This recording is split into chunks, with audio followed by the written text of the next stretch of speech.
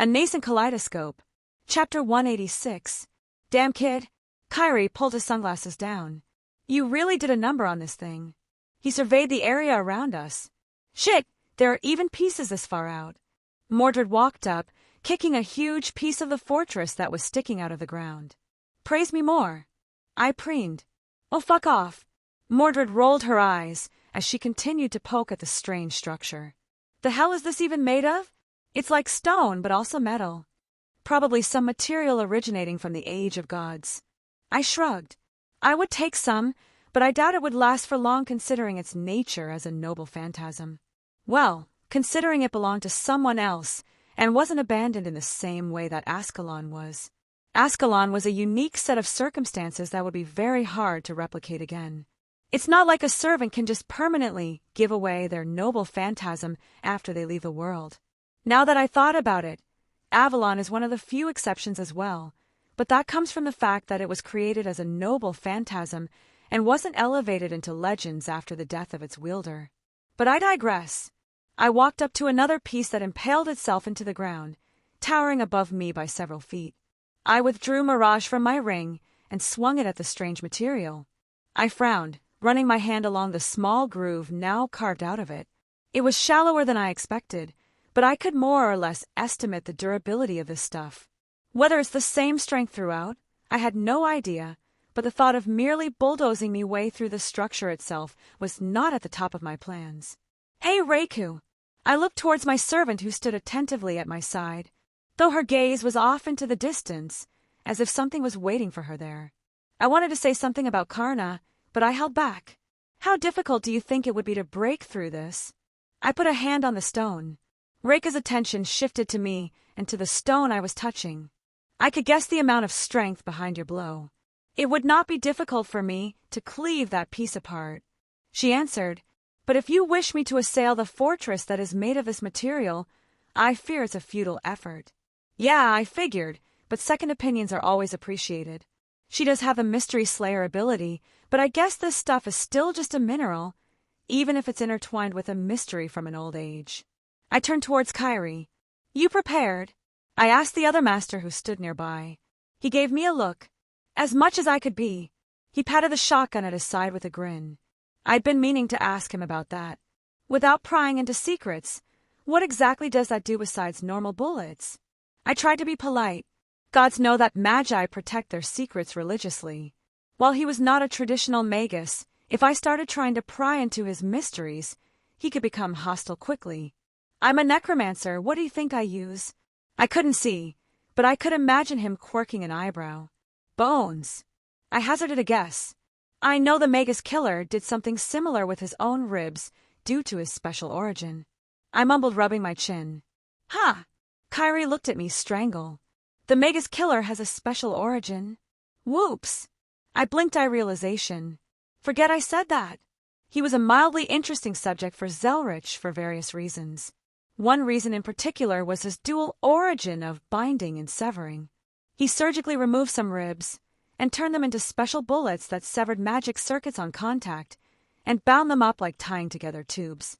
It made it so your magical ability was completely crippled, so probably the use of bones as the most obvious answer. Perhaps grinding them down, adding on a curse-based ignition due to their nature to conduct such things easily. Close enough. He just nodded, and I took that as a K to stop delving into his specific craft. That does give me a thought about the bones of different beings. I pursed my lips. I wonder how well a dead apostle's bones would work. Or on the other end of the spectrum, the bones of a saint. A flag smacked me on top the head. Ugh. I rubbed the spot I was just hit, turning towards the source. No digging up the graves of saints. Jean chastised me, waving her flag around menacingly. Message received. I grumbled. Anyways, I was getting off topic. I turned towards Kyrie again. You know how to use a blade? I'm decent with knives, but larger ones I can manage. I looked through my ring and retrieved one sword in particular. I hadn't really used it because I didn't like its origin and overall feel. Not to mention it fell short of my other swords by a noticeable margin. Took this off an ancient vampire. I tossed him Harkin's blade. He caught it easily enough, inspecting the sword. This is a pretty nice mystic code. He gave it a casual swing. What's it do? I can tell it's got some powerful property just by the magical energy seeping off. It can siphon vitality to heal wounds. I explained. Otherwise, it's a decent blade that shouldn't suffer damage even if it blocked a noble phantasm for a few rounds. That's not to say it was anywhere on the same tier, but it could survive against one, which was impressive in of itself. I had a few other enchanted weapons from Skyrim in my ring, but that was probably the best of the bunch. I expect that back when we're done. I added. I could get used to his. He swung it around a few more times with a clear smile on his face. But I hope you don't expect me to start taking swings at servants. He snorted. Not all of us have that same level of bullshit that you can pull off. A small laugh escaped my lips. At the very least, it's a good last resort. And if any of those dragon-tooth warriors pop up, you don't have to waste your good stuff on them. Good point. He nodded, accepting my reasoning easily enough. Good shit. Mordred agreed. Means I don't gotta focus on those small fries when servants pop up. She grinned savagely. I smiled too, taking a look up into the sky, the moon peeking out from behind some clouds. Looking down towards our target, the field the fortress fell into was littered with debris. Pieces of it had fallen in every direction, and the fortress itself had crashed into the ground and turned this field absolutely barren. Be careful, I don't doubt this whole area is probably booby-trapped. I spoke up. With how many pieces were just thrown about, it would be foolish not to set traps with their time since they suddenly became immobile and would obviously be attacked this night. Ready. I swept my gaze around. As I'll ever be. Kyrie nodded, and a firm nod by everyone else. I believe this is where we will have to part. Jean spoke up. I do not wish to have others think I am not abiding by the rules. Won't stop me from telling them just that anyways. I replied with a cheeky smile. She bopped me on the head with her flag, much lighter this time. A small smile on her face, even as she admonished me. Don't you dare break the rules, Wilhelm. She tried to give a stern look, but failed. Hey, don't go. I reached out, grabbing her shoulder. Wilhelm, she said quietly. I can't. I like my meat shields in bullet-blocking distance. She gave me a very dry look.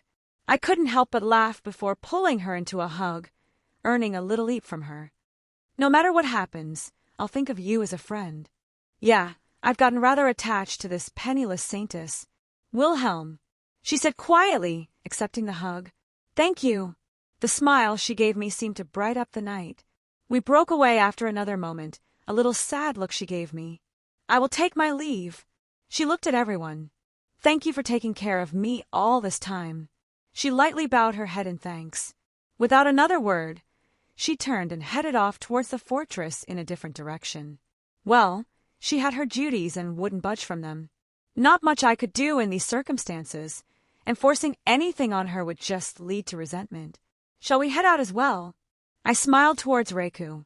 I am ready for battle, master. Reika took on an even look, one that truly displayed her alertness. Finally, Mordred punched her palm, summoning up her armor. This is going to be great. We started moving towards the fortress in the distance, passing several large slabs of stone that jutted up from the ground, watching each piece and looking for any signs of traps or the like. With my bows and arrows, I respectfully asked for the divine protection of the moon goddess Artemis and the sun god Apollon. Foreign words echoed throughout the surroundings, carrying far more than volume implied. Words that carried weight to them as we all seemingly moved at the same time. Instinct-driven, we may not have known exactly what was coming, but it was dangerous. I offer thee this calamity. Phoebus' catastrophe. Not far away, twin arrows shot towards the sky, and a bright light shined in the heavens as an uncountable number of arrows fell down like the wrath of God. Chapter 187. Arrows, like beams of light, cascaded from the sky. The first had missed us, sundering the ground and carving out a crater. We all had moved almost immediately. The feeling of a noble phantasm activating was known to all of us at this point. Even Kyrie looked to do something, taking a skeletal hand out of his jacket. It looked ancient at a glance, possibly a trump card on his part. I pulled him back, taking out my staff of Magnus, and slammed it on the ground. Shield of Asgard. I spoke the aria, actualizing the dozens of runes that flew out at my movement. At this point, I was pretty experienced with this particular spell. Both Mordred and Reiku became enveloped in their respective mana bursts, their lightning auras as they shot up to intercept the arrows. I could feel my shield being barraged, the strain of each arrow as they collided with my strongest defense spell. I was confident, though, this spell had held up against Lancer's noble phantasm, and that thing took out a mountain. I would guess that each of these arrows was probably less than 1/100th of Lancer's attack. The only issues was they didn't seem to be stopping. It would be a foolish endeavor to try and count them as they fell down like rain. No cracks formed in my spell, supported by the divine staff and my runes, but I could feel the continued impacts even as Mordred and Reiku took some of the brunt. "Master!" Reiku slammed onto the ground next to us, looking over me. "Are you okay?" "I'm good." I nodded as the arrows finally ceased their torrent. I noticed, not too far away, Archer jumping across some particularly large pieces of the fortress and going in a certain direction. And I did not believe I was the only one. "Fucking bitch!" Mordred spat out, hefting her sword up in annoyance. Uses her noble phantasm and runs away as soon as she can. Clearly an anti-army noble phantasm, I muttered, looking over the area that was now filled with craters. By the looks of it, she didn't think it would be enough if she was so quick to retreat like that. Anti-army doesn't always mean more powerful when compared to, say, anti-unit. In regards to scale of destruction, Archer's noble phantasm was quite powerful, but each of her arrows was negligible in and of itself. Excalibur, for instance, would obliterate a person just as well as a fortress, whereas this noble phantasm was more likely very on the nose when called anti-army, as in its purpose is to take out armies, not individuals. "We're being led," Kairi spoke up, using her noble phantasm and herself as bait. "They want her to follow her." That was my thought as well. I nodded at his words. But that works out for us in the end. There was a reason I didn't take us closer to the fortress when coming to this desolate field. First, it's a noble phantasm, so I'm going to be wary of it, even if it's in pieces like this. Second, it's the workshop of a caster servant if my guess was accurate. Not to mention, it's clearly something from the Age of Gods, based on everything we've seen so far. I had a healthy respect for things that could alter natural laws with the ease of a single word. Things that held the conceptual weight to even contend with true magic in the correct circumstances. With a flick of my wrist, I took a few pot shots in the direction of the cat girl to make it seem like I was annoyed at the archer servant. "Shall we follow?" "Trap or not, doesn't matter." Mordred grunted. "Just cleave through them all anyways." "I like your attitude." I grinned. "Let's go." The archer servant's actions became more and more clear as we delved deeper into this field of debris, until we came upon a particularly large chunk that looked kinda like a gate. Though it was heavily tarnished and destroyed in many places. However, the fluctuations of space and magical energy were enough to reveal that it was still operable. I made sure to recast all my enhancement spells. My aura pulsed gently around me, a gentle feeling that I could always rely upon. Lightning coated my arms and legs, giving me a feeling of power that I quickly suppressed. My lightning was a little intoxicating to get lost in, perhaps just a side effect of the ritual I went through. "All together," I offered. "Yeah," Kairi nodded, though he was grasping his own life-saving means if needed. As soon as we stepped inside, I felt a pull on everyone, like they were all going to be whisked away to separate places. I scoffed, reaching out to the kaleidoscope and anchored them to the same spot on the world line as I was, to force my specific teleportation to envelop them as well. We all tumbled out onto the ground, and I reached out to take a handful of dirt, letting it fall out of my fingers. "The hell?" Kairi cursed, standing up and looked around. "What is this?" They all looked around as well. The place we found ourselves in was strange. The owner of this place tried to separate everyone with teleportation. I made sure we all stuck together. I stated, sweeping my gaze towards the surroundings. I did not expect the inside of this place to be its own miniature world, though, even as strange as it is. To the side, there were these marble pillars that went off into the distance, unable to see the end as shadows enveloped the horizon. In the opposite direction were plateaus and small mountains that littered the landscape. Where they met was complete chaos, like a child had broken up pieces of each and threw it back together. Pillars came down from the sky, the ground became a wall, and the sky was the floor in some places. It was all jumbled up. I'm probably to blame for this, my spell having destroyed a portion of the fortress, as well as the owner probably trying their best to keep it all together in the end. Master! Reka suddenly shouted, drawing her sword. It wasn't just her, Mordred too reacted quickly to grab her master. I took out Mirage as a green blur shot towards me. Reiku lashed out with her sword, only for a familiar shield to block it. My eyes widened as Achilles drove his chariot right into me, shield easily deflecting Reika's attack. The speed and force of it made my aura shudder under the weight. I forced my aura out at its maximum, shielding me fully as even the horses that pulled the chariot looked ready to trample me. I hadn't gotten a good look at them before, but they were definitely not normal horses. I slashed my sword, pushing myself to the side to avoid the worst of it. It only took half a breath to regain my footing as his chariot jutted around in the sky like a flash of light. That speed was utterly ridiculous. My eyes darted to the side to see fireballs composed of divine fire rain down on me.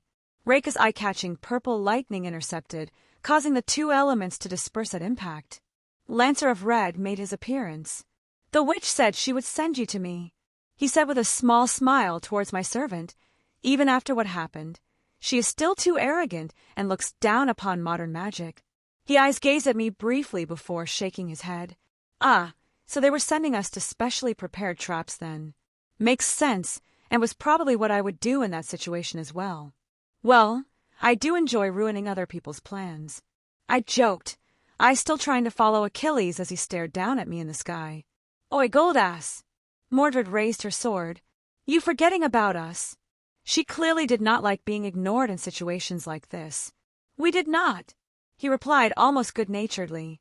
You were supposed to be sent to another battlefield.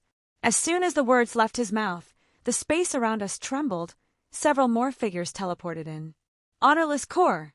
Vlad's voice echoed out in the surroundings. He did not look all too pleased, and I briefly wondered what he'd been up to as he grabbed his spear tightly in his hands, and his face twisted back in a snarl. He paused in his rage-filled shouts to look at the surroundings, eyes landing on me and sweeping everywhere else. I see, is all he muttered, seemingly accepting the circumstances. Well, as I would expect from a king. It was a simple, yet practical strategy to place two enemies in the same room. He was able to read the situation immediately. He wasn't alone either. His whole entourage was here. There was a small silence that was broken by Achilles, surprisingly enough. Teacher! His voice sounded a mix of surprise and shame. Achilles! Chiron gave a sad smile. The look they shared, it was clear they had many, many things they wished to say to one another, yet neither took the opportunity to do so. You raised a good student, Chiron. And Atlanta, if I'm not mistaken. He glanced to the side, and I noticed the archer skulking in the shadows. She didn't hesitate to pop out onto a nearby pillar that jutted out of the air in an awkward manner. Chiron, it's been a while. She greeted with a rather polite tone. It has. He nodded. I had not seen you since. Please don't mention that idiot. She scowled. Of course. He held his hands up in appeasement. I know how my other student is a sore spot. She seemed grateful. The only person I could think of was Jason, but I fear I'm missing some context here. Atlanta, huh? That makes sense. Even if her legend wasn't quite accurate about the whole cat-girl thing, though I guess it's supposed to be a lion girl? Well, Greeks were into some weird shit. And like that, all identities are revealed, except for you, Pinky. I glanced at Black's rider, though I still have yet to see either side's caster. That did give me a small bit of worry. Oh, I'm Astolfo. The rider's servant beamed, making everyone pause and stare at them.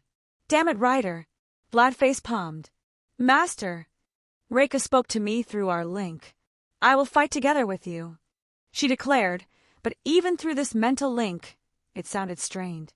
Reiku, as your master, I order you to fight Karna to the best of your ability. I decided to let her pursue her own desire here, even if it was one born from her heritage and not her own wants. She looked at me with a strange look, like she was both happy I told her to do so, but aghast at the idea of leaving me in this situation again. Trust me, I have one final card to play. I tried to soothe her conscience. I will trust in my son. The whole place was filled with this tense air, like everyone was waiting for someone to make a move. How comical that a war between two factions had devolved into a free-for-all like this. I wondered how the war would have gone without my interference before pushing such thoughts down. How about we? My words died in my mouth as everyone moved. Arrows flew out from both ends, some at me, some at either side as well. Chiron and Atlanta seemingly stalemating each other. Reiku exploded off the ground. Her lightning weaved around her whole body, her mana burst crackling as it collided with Karna's divine flames. The eruption of opposing elements pushing anyone else in that immediate vicinity away. I summoned the boosted gear on my hand, using it as a shield to once again block Achilles' spear, while Mirage was held aloft to intercept Siegfried's blade. Boost! I quickly called out to meet these two powerful servants without being overwhelmed. Mordred shot at Astolfo, the Pinkette, laughing the entire time, even as his lance was swept to the side at every blow.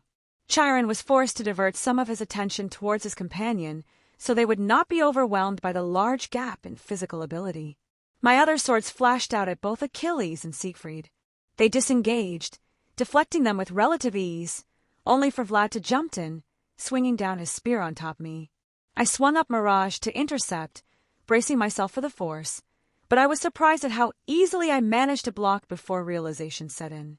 This isn't your territory. I grinned. Your enhancement only works when you're in your territory. My back foot slid out, and I gathered magical energy into my sword. I deflected his spear to the side and made a move to follow up. 100 birds. My sword phantoms manifested. The impaler snarled, swiping his hand to bring out his own stakes. There were much less, and their power was greatly diminished, but it was enough to tear apart my attacks. The magical constructs that took on the concept of stakes had pierced through them. Achilles' shield swung at my head in that brief moment. The weight behind it once again felt like the world was going to collide with me.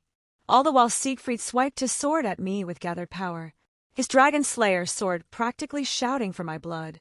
Each of the blows made my knees buckle under the sheer force, even as I blocked them. I was ready for his shield this time, and my boosted gear didn't suffer any damage as I withstood the force. Even still, I felt the ripples of power through my aura. Enough! I spat out. Fus Roda! I bellowed out. The invisible force rippled into my surroundings, knocking them back to give me a moment's respite. They were certainly coming at me with full force, and if this was to be the last battle, it would be remiss of me to not answer in kind. Drake, I called out, the gem on my gauntlet lighting up. Let's end this. Finally! The dragon's voice was filled with absolute glee. The fluctuations of aura around me pulsed, and I could feel my presence enlarge, my existence stepping to a higher level. I grabbed the attention of the whole chaotic battlefield as my power began to skyrocket. What is this? Vlad choked out. His dragon aspect is being amplified. Siegfried gripped his sword tight, readying himself. I grinned viciously at his words. Welsh dragon balance breaker. We spoke as one, and the world was dyed in a crimson light. Chapter 188. I opened my eyes. The condensed energy around me dispersed with a twitch of my finger. I created the boosting ability after Albion created his dividing. I didn't have a way to counter it when he first revealed it. Before, we had been relatively even with his corrosive poison that could melt souls, and my great fire that could burn souls into nothingness. I would have died if we didn't smash into the Indian Pantheon's realm during our battle and got separated. I looked down at my hand. I smiled lightly, flexing my muscles to get a feel for the armor around me. The shape was much different than the first time I activated the balance breaker's scale mail. Gone was the unwieldy protrusions, and spikes that sprang out at every angle. I was not donned in the armor of a brawler. It had been streamlined and slimmed down to fit my fighting style. The look on his face when he took a chunk out of my strength with his dividing, only for me to boost and add it back again. Drake's voice sounded very smug. To the foolish, they may think I could have just pre-boosted, then sought out Albion for our battle, to win easily, but you know the truth. There's only so much power our bodies could handle without going through a sort of metamorphosis. There's a reason why no gods had sought out my gauntlet in the many incarnations of my wielders. A god cannot simply double their strength on a whim. Their forms would explode at the power increase. The scale mail was sleek, hugging my body tightly. All the way from the helmet that wrapped around my head down to the greaves that enveloped my feet. I could feel an extra appendage, a scaled tail that lightly swayed behind me. And I could also feel, with but a thought, I could bring forth my dragon wings if needed. They were much better than my devil wings, able to propel me faster through the air, able to handle the strain of this armor. I could feel my draconic heart begin to beat faster in my chest, synchronizing with the scale mail. Drake let out a laugh. That damn god! Drake cursed, even if his tone was jovial. In the hands of a mortal creature, a human or such, my power becomes something to punch above one's weight class. I've never had a wielder slay a god before, but the potential was always there. He began to cackle like mad, and then something like you got their hands on it. You added a bunch of things that made you more, but you kept all that potential inside that little body of yours. You're not at your peak, like a god. Your vessel isn't full. The gauntlet is just training wheels. I flexed my hand again. To borrow a small piece of Drake's power, I looked up at my opponents, these heroes of legend. With a thought, my swords floated around me again, already at my whim. Ha! You understand then, as expected. Drake sounded so happy. My previous wielders, I was their crutch, their whole plan for fighting. For the first time, I'm turned into a trump card. I was annoyed at first, but this feeling isn't bad either. Drake's boisterous laugh sounded like roars in my soul. Dragon Slayer. I turned towards Siegfried. Demigod. I looked towards Achilles. And King. My gaze landed on Vlad. Come. I gestured with my hand. There was perhaps an unspoken agreement between all parties here. They all moved at once, almost unnaturally in sync with one another. Their years of fighting experience allowing them to meld into the other's movements without hindrance. Arrows flew between them from two different directions. They were ignored by the servants, as it was clear I was the true target. Boost! I called out, looking straight at them. Boost! Boost! Boost! I finished with a roar as I burst forth from my spot. The air around utterly exploded, the sound barrier ruptured several times over. Mirage in my hand, its tip slammed into Achilles' stomach. His body arched back, blood spitting out of his mouth, even if his skin hadn't been pierced. The ground cratered at the impact, and I reached down with my free hand, gripping his neck. I snapped my head to the side, moving slightly to the left to avoid a dangerous sword passing by me. Siegfried sliced through the air, flicking his sword to turn it into a horizontal slash. I tossed Achilles to the side to focus on the dragon slayer, aiming for my head. I moved Mirage up to block, having no trouble contending with his physical strength. If anything, his arms trembled trying to push through my guard when I was merely using one arm versus this two. Still, the fact that I'm basically overlaid in Drake's power, his sword's danger just increased further, even if it didn't touch me. Its conceptual advantage over anything remotely dragon, and I may as well have been Drake himself within its sphere of influence. His sword blurred with surprising speed. Each slash was one that contained untold hours of practice, precise and deadly, aiming for every weakness of my body. My own sword connected with his, each time a shockwave emanated out. On each exchange, it was obvious he was on the losing end. His sword continuously lost ground to the point where I started drawing blood from his body before he could regain his guard. Small cuts began to appear, blood dripping down his arms and stomach. You healed up nicely. I still couldn't help but grin, noticing that the wound I gave him the previous night was all but gone. Siegfried himself smiled, even as he strained as I pushed back on him, lightly leaning into his guard to put a little pressure. His footing pushed into the dirt in an attempt to hold his ground. The magecraft of the Igmillenia family is impressive. He grit out, and with a shout, called forth a burst of magical energy and pushed my sword back briefly. "Dragon!" he shouted. "There is no hatred between us, but I will take you down." I guess it was obvious where this was going. "Then come, Dragon Slayer." I laughed. "Oh, sword, let thee be filled." Siegfried pulled down on the hilt of his sword, revealing a strange jewel embedded within. Suddenly, a massive pillar of energy burst out, reaching to the sky. His magical energy exploded, and I'm fairly sure a command seal was used. "Is that—" I couldn't help but widen my eyes. Why is this feeling familiar? What is that stuff? "True, ether," I said quietly. "The stuff gods are made out of." My grin threatened to split my face. You crazy bastard. Your noble phantasm channels true ether from the age of gods. His sword, it could probably even stalemate Excalibur at its base. The evil dragon shall fall. He didn't respond, but the look on his face told me I hit the nail on the head. Brat, meet him. I want you win against him. Don't have to tell me. I gripped Mirage tight. Beginning dimensional refraction. I began pulling on magical energy from an uncountable number of parallel worlds. The numerous magic circles encircled my sword, amplifying and actualizing my intent. The spell sequence linked up with my true magic, the immense power pouring in and converting into ether and shaping to my will. Do you think I don't exist? Vlad's angry voice rose above the chaos. Kazikli Bey! This fake world was covered in a malevolent aura as stakes once again burst to the ground everywhere. It was much more diminished compared to before, and the sense of danger was much lower. Do you think mere stakes can penetrate the scales of why Draig Gotch? Draig's arrogant voice roared out for all to hear. The stakes shot out at my armor, only to shatter on impact. Perhaps if we were still outside, I would have to be worried, but right at this moment, the armor held true. And the world will reach the twilight. Siegfried's presence reached its peak. The weight of true ether, his noble phantasm comprised of the concept of dragon slaying, filled the entire world. Fall, Bamung. He swung his sword down. Ether cannon. I swung my sword up to meet his, my regular ether versus his true ether. The collision of concepts and power erupted at the focal point, blowing away everything. The ground was torn asunder. The fake sky began to crack under the strain. The marble pillars burst into thousands of pieces, cascading in every direction. The force of the collision blew me back. My vision blurred before I regained my footing. Release. I breathed out, letting my boosts fall off. The weight of the added power fell off my shoulders, giving me a moment to catch my breath. I looked back at where I was a moment before, then down at myself. What a scary bastard. Draig laughed.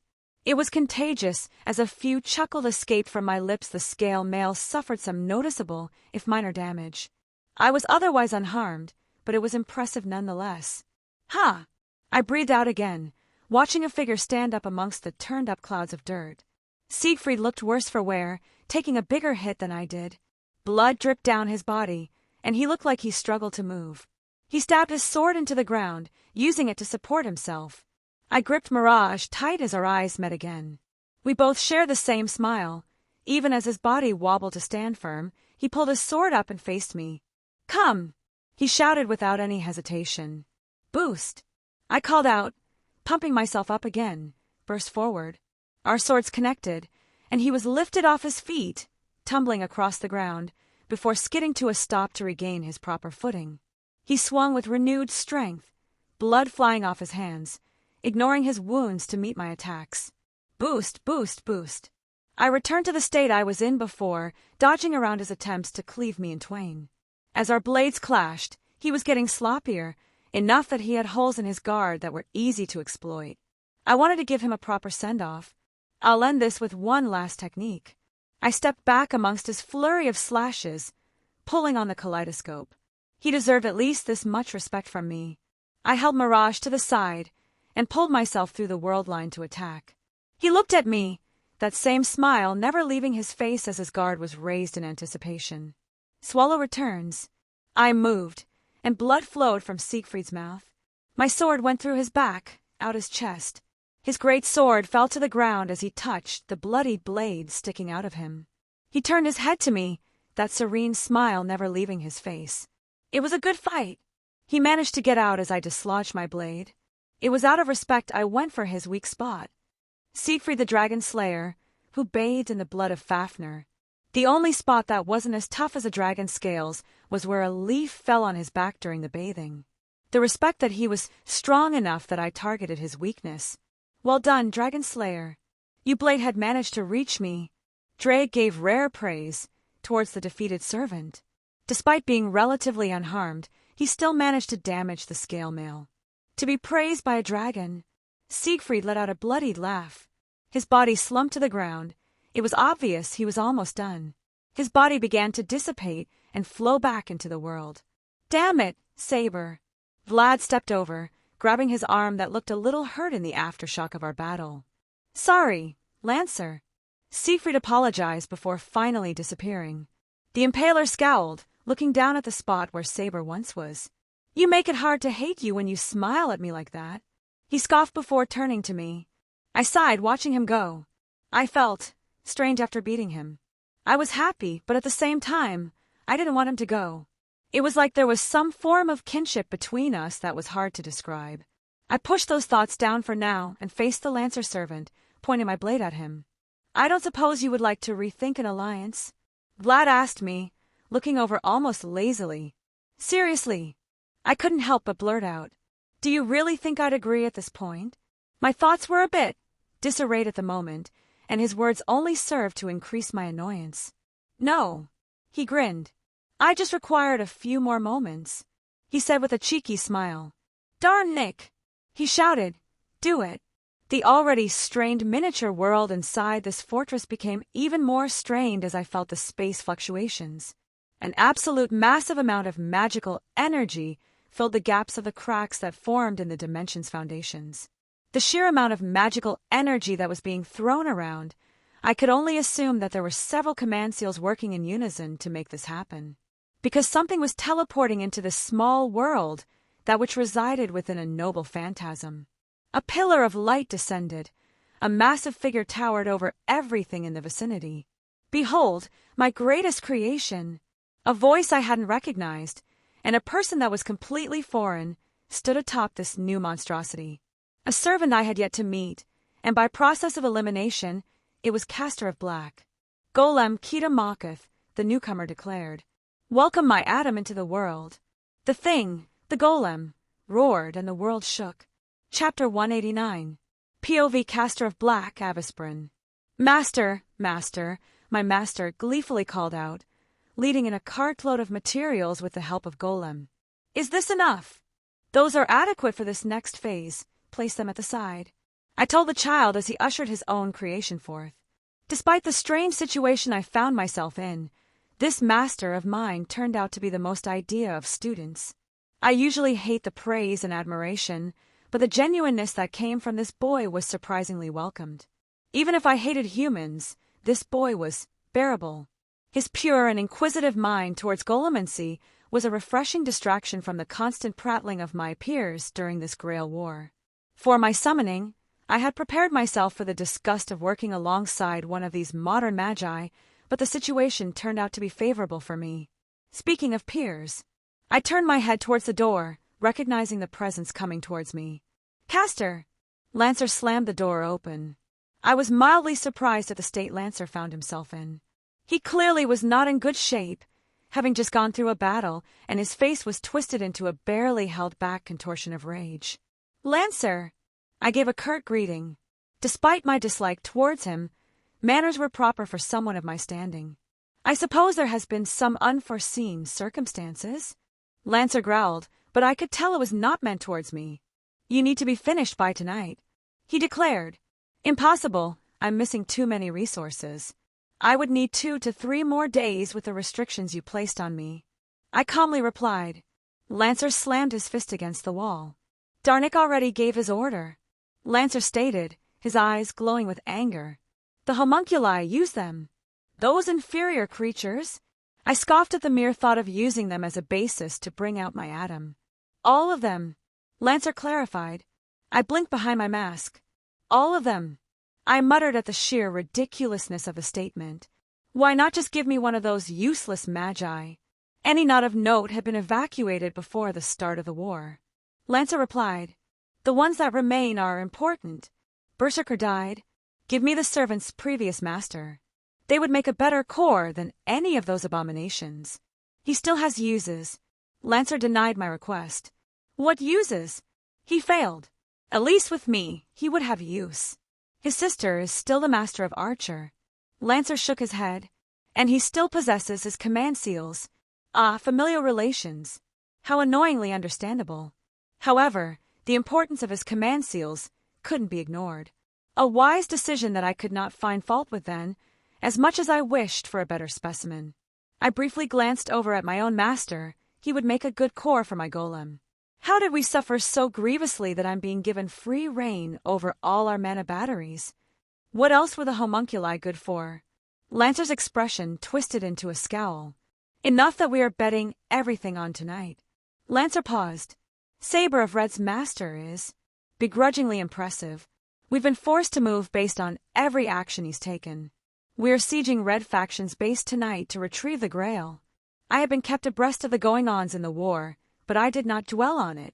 This master, I had heard in a few reports, some interesting tidbits, but it would be all irrelevant once I finish my work. I did not truly care for the Grail, so I held my tongue. I see, was all I said in response. His actions had disrupted my work and set me back by a few hours.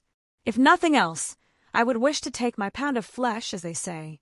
When the castle was attacked, my workshop suffered some minor damage as well. Arguing would do my no good, and I wished to get back to my work. Quantity can become a quality of its own. I muttered. I am given free rein over all the homunculi. I questioned. We have enough stores of magical energy to support our battle tonight. You are given every single one you need. If more resources are required, Darnik stated that he has reserved other materials you may peruse. The Lancer's servant reiterated. Surprising. They had managed to finagle a means to use homunculi as spare batteries through some backward system of magical draining. It was how the servants were able to operate at near optimal efficiency regardless of output. The thought was somewhat amusing. That these things that trespassed upon God's domain, they would become the foundation that brought Eden to the world. Very well, tell me the plan, so I may prepare properly. My only goal was to bring Adam onto the world and shape it back into the perfect Eden. But I couldn't deny I had the small desire to see it for myself, so I would be open to such dialogue. The time should be approaching. The other servants had left long ago to attack the Red faction. Roche! I called out to my master/student. Yes, master. He asked me earnestly. This will be our final meeting. I still thought to toss him into the pool that held my beloved creation, yet I restrained. It was ironic. I despised children, despised magi, and despised humanity. Yet all three in one presented itself here, and I was held by my own whimsy. Maybe in other circumstances, I would have done so without hesitation, but with all the materials I was given, my atom was operable without a proper magus as a core. There were surprisingly a few homunculi of decent quality that could overcome many hurdles in the process of operation. Master, I'll watch you win with your golem. Show them how awesome golemancy is. He beamed so bright. How utterly childish. But it was an interesting feeling having someone cheer for me. Castor, Darnik walked into the basement where our workshop resided. Are your preparations complete? If I did not have this mask, perhaps I would be smiling. How easy I was able to have them play into my hand. They did not know my true purpose, and I briefly wondered if they would care at this point. They seemed very fixated on winning, more than the consequences of how much they were applying towards their attempt at victory. I am prepared. I nodded towards the lord of this castle. Darnik pulled up his sleeve, revealing another set of command seals, of which I knew from whom they came from. Admittedly, command seals were elegant pieces of magecraft. Outside of my specialty and usual care, I could not deny their beautiful creation. Darnik held his arm up. By the power of these 3 command seals, he declared as the extra pair were activated and shine bright. Lancer, become an anchor and open a path in space and time. From what I understood of the situation so far, the fortress that they were fighting in was its own miniature world, created from something originating from the age of gods. If the fortress in question hadn't suffered such damage, I do not know if this plan would have worked even with so many command seals being used to support the operation. Roche! I called out to my master. Begin. Yes, master. He nodded, holding his own arm up. By the power of these 2 command seals, Castor, overturn time and space and bring your golem to Lancer. 3 command seals to create a bridge, and 2 more to border true magic and teleport me with my noble phantasm over. My vision was overcome with a cornucopia of color, the instantaneous movement through the world line that was the domain of the kaleidoscope. How humorous that the magic we emulated was something controlled by one of the masters present. I opened my eyes and the world around me changed. The strange phenomenon did not take me off guard as I was told of what to expect. I felt prideful as I stood on the shoulder of my golem. I was not one for theatrics, but this particular case was the exception among exceptions. Behold my greatest creation, I declared for all to see. Golem Keter Mocketh, welcome my Adam into the world. As if wanting to announce himself, my Adam roared towards all that could hear. Immediately, just as planned, my Adam shifted. It grew. Its 15-meter body doubled into 30 meters. What the hell? The voice of the master, the person everyone had been so cautious of, rang out among the others. Wonderful! Lancer laughed with glee at the turn of events. Caster, destroy them. Humph, dare to order me and my Adam? I guess your usefulness has yet to run its course. Our goals were aligned for now and nothing else. Adam! I waved my hand out, ordering the recreation of the primordial human. Responding to my command, the golem raised its mighty fist and smashed it towards the master. Boost, boost, boost! The words did not quite register as the master's presence seemed to skyrocket once again. Adam's fist swung down, and to my utter shock, it was stopped in place. What? I questioned. Adam, is that what you called this? The master laughed. This is very ironic, and I don't feel like explaining why. Adam's body stiffened as he began to be pushed back. His legs trembled at a shout of effort from the master, and Adam stumbled back in a show of sheer strength. Impossible! I shouted.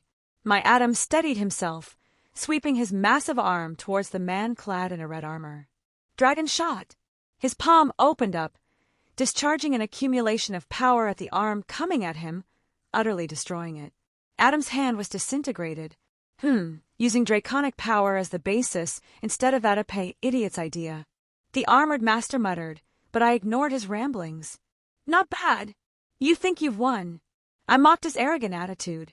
Behold Adam's greatness, I declared as Adam stood up fully, even with part of his hand missing. At a visible speed, its hand was regrown as if it was never destroyed. Adam, I cackled, ordering it again. Its mouth opened and he roared towards the insect below. Its voice more than just a shout of anger. It carried magical properties that vibrated the very air. The ground was torn apart, the master dodging like the pathetic creature he is. It didn't matter. Adam turned his head, following along as the landscape was reduced to nothingness. POV Wilhelm.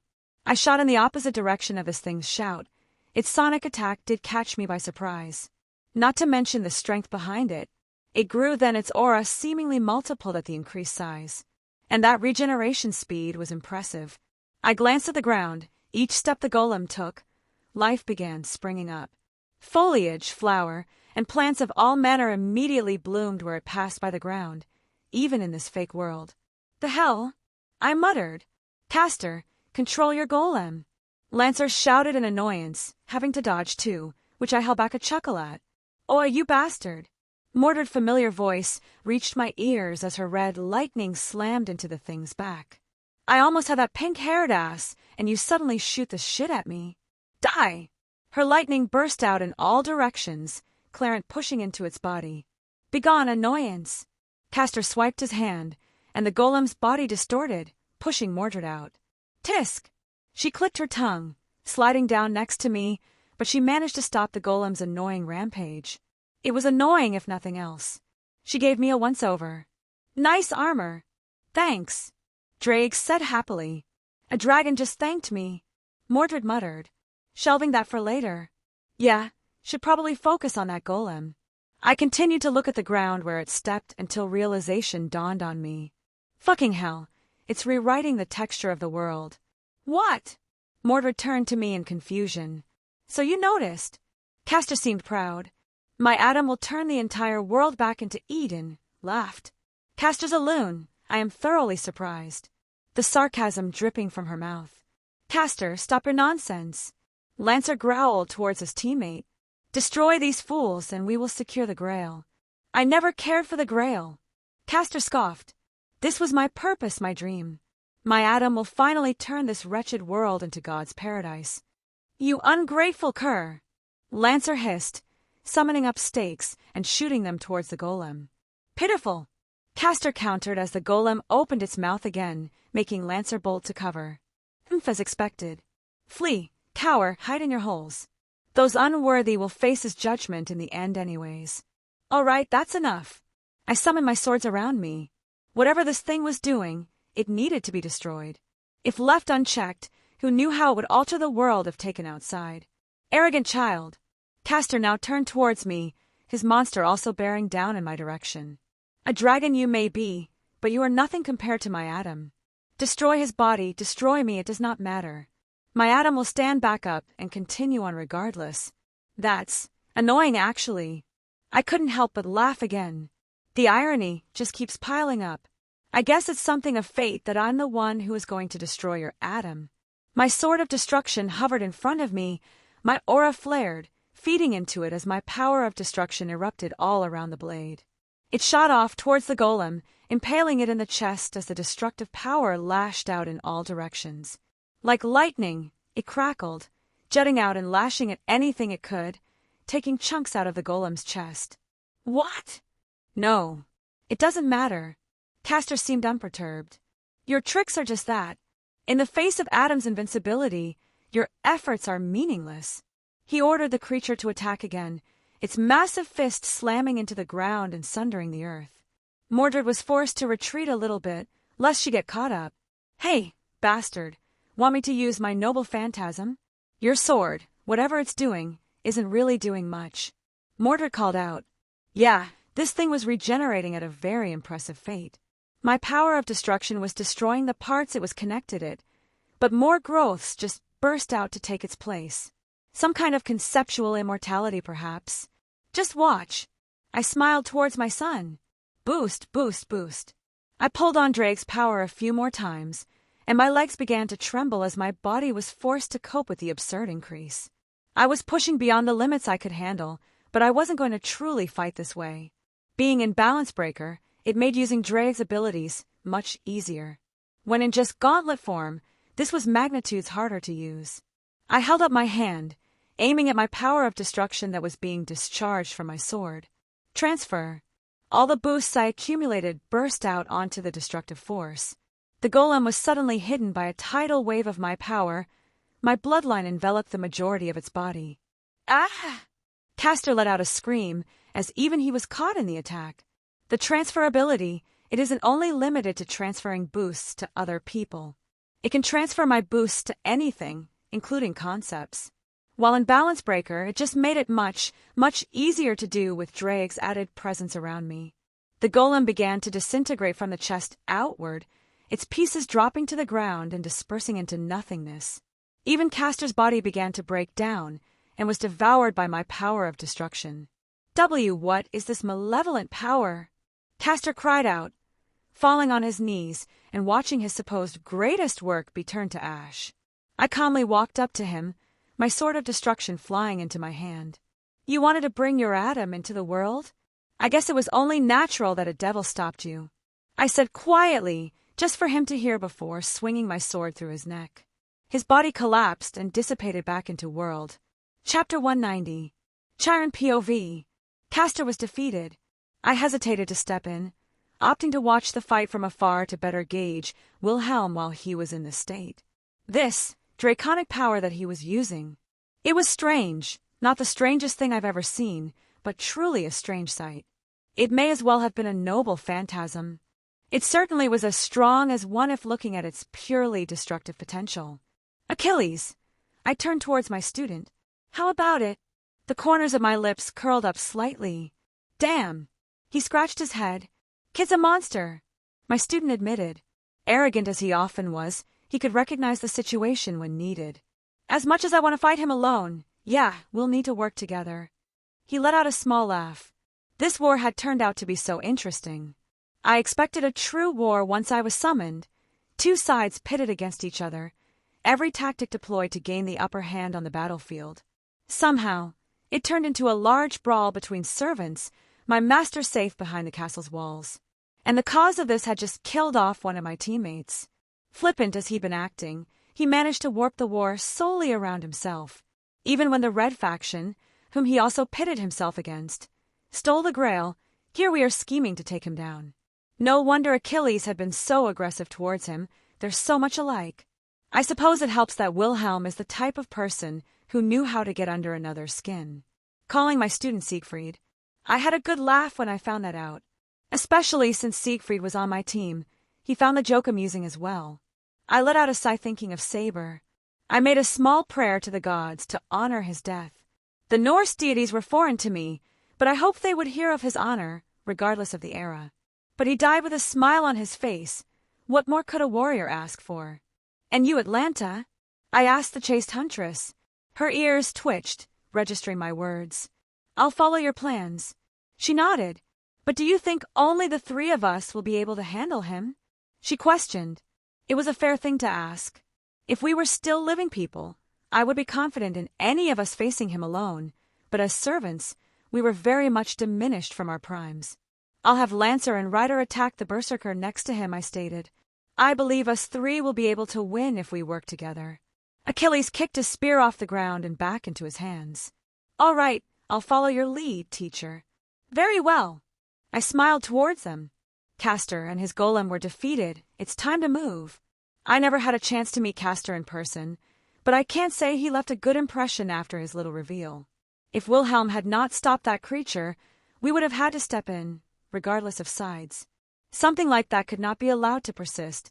It would have been harmful to the world. However, it made a wonderful distraction. Wilhelm POV. Killing Castor had been not unpleasant. I try not to enjoy the taking of life, but it felt a bit better after that. Annoying prick. Nice kill. Mordred walked up, holding her fist up. I blinked, a smile creeping up on my face, bumping my fist to hers. Thanks. Yeah, whatever. She dismissed me, but looked rather happy overall. Just let me have that pink bastard. Kept taking pot shots at me and flying away out of my range. I let out a laugh. He's all yours.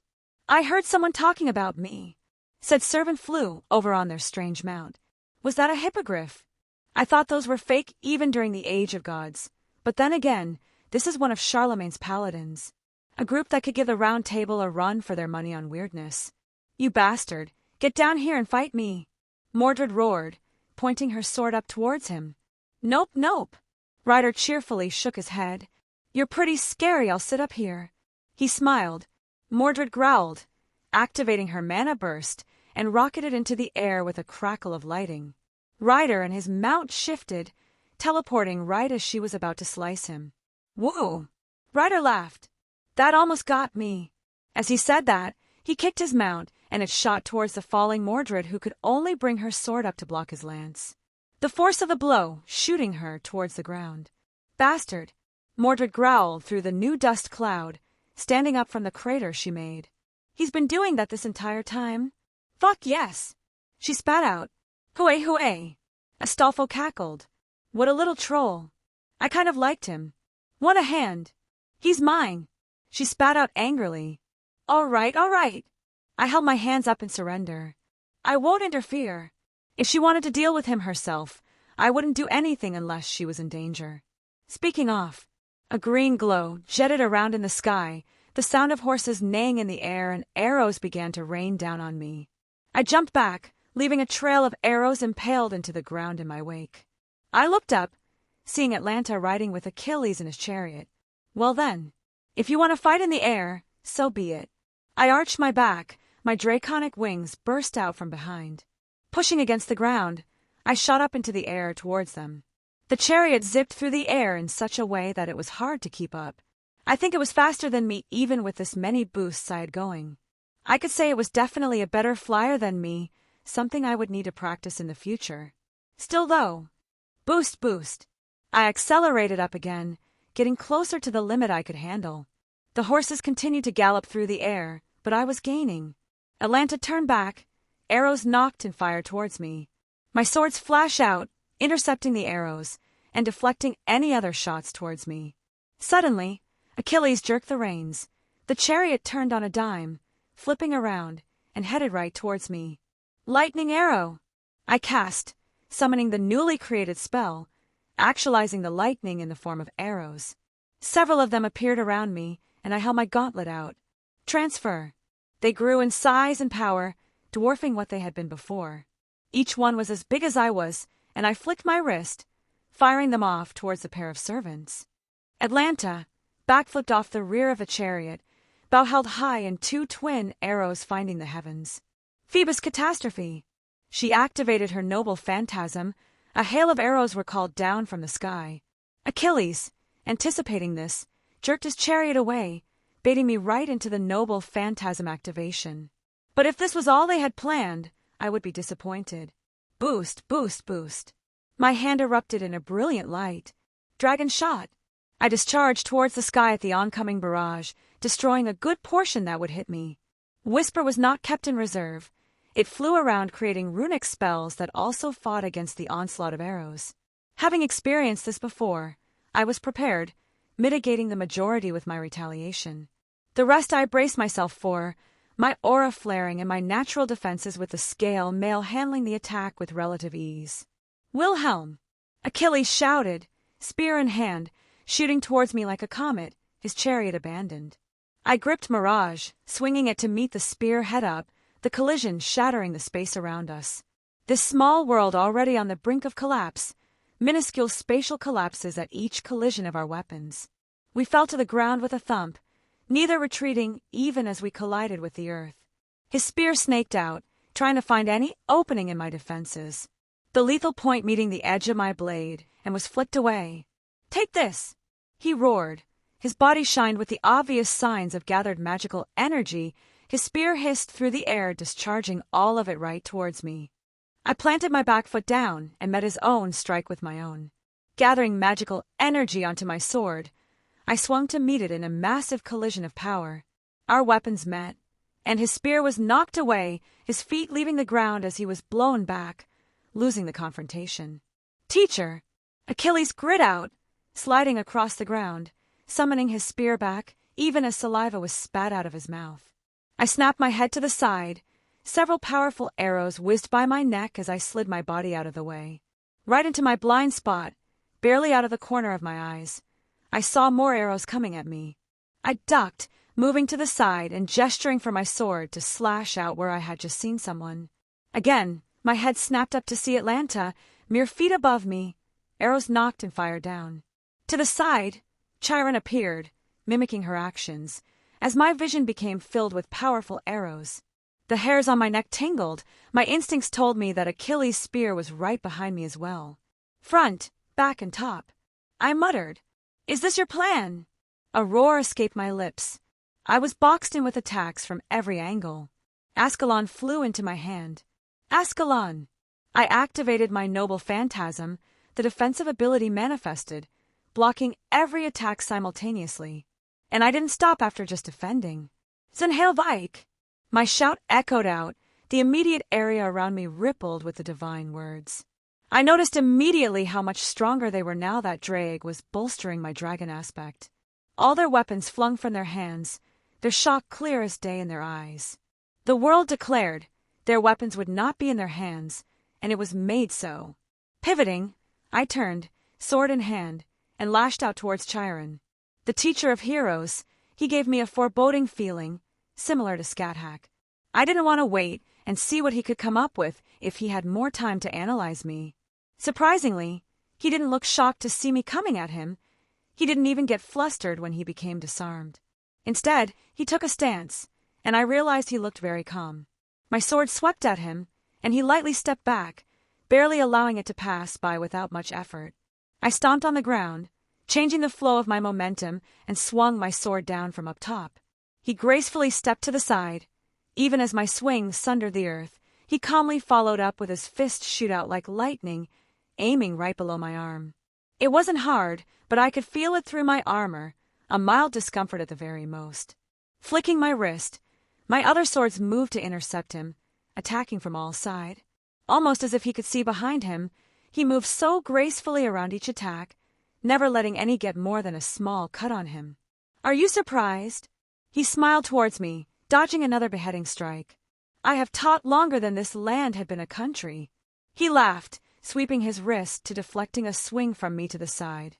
My strength at this point dwarfed his, but he was using the most minimal amount of power necessary to counter my every attack. Among my students was Heracles. He spoke, me shooting up. I slammed my elbow down to counter it, and he rode on the momentum, falling low to the ground and spinning his body to sweep his leg towards me. When he was a child, and throughout his life, I was his mentor. He continued to speak, Even as sweat poured down his brow, and minor cuts began to add up, staining his clothes red.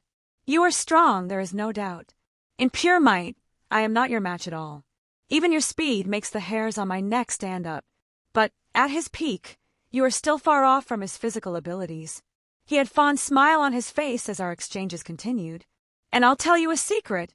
Even then, when he was all but a god in name, I was still his sparring partner. His smile turned somewhat vicious. His legs swung up and slammed down on the ground, rupturing the earth.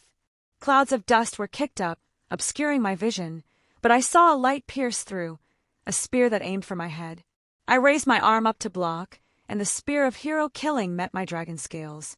Atlanta reappeared, coming underneath with her reacquired bow.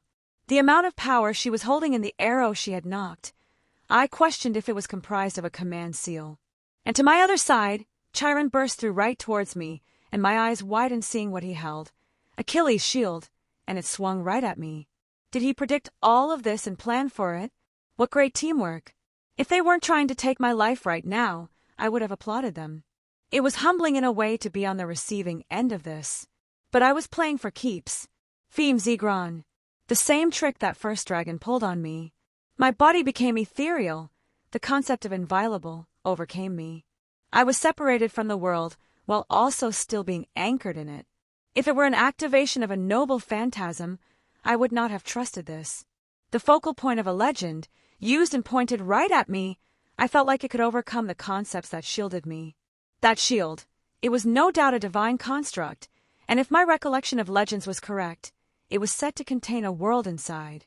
But this ability separated me from the material world. The spear slipped through my body, arrows flew helplessly through my stomach. And a shield, it swung true, but did not touch me. I rematerialized, arms snapped out, grabbing Atlanta, and Achilles tossing them to the side with my floating swords shooting at them for added measure, leaving only one behind. The closest sword entered my hand and pierced right through Chiron's chest.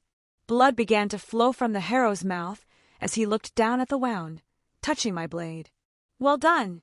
He gave a gentle smile, one filled with a surprising amount of warmth in it.